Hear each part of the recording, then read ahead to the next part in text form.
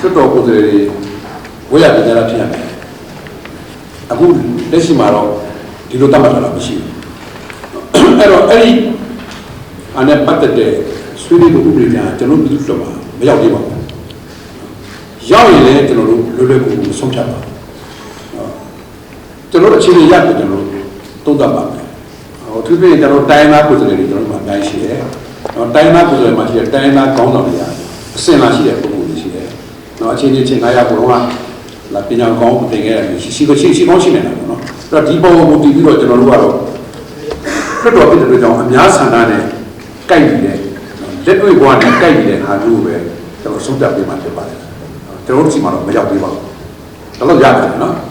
ရောက်တဲ့ခါကျရင်တော့ကျွန်တော်ပါသွားသိမှာပေါ့ရောက်ပြီခုနကကျွန်တော်ဘူတီစဉ်းစားမှုကိစ္စတော့ဆိုတော့တိုင်းသားပါတီကိုကျွန်တော်ဘူတီစဉ်းစားပါမယ်အများဆန္ဒကိုဘူတီတော့စဉ်းစားပါမယ်ဖြစ်တဲ့ဖြစ်လိုက်တဲ့ကိစ္စတူပဲကျွန်တော်တို့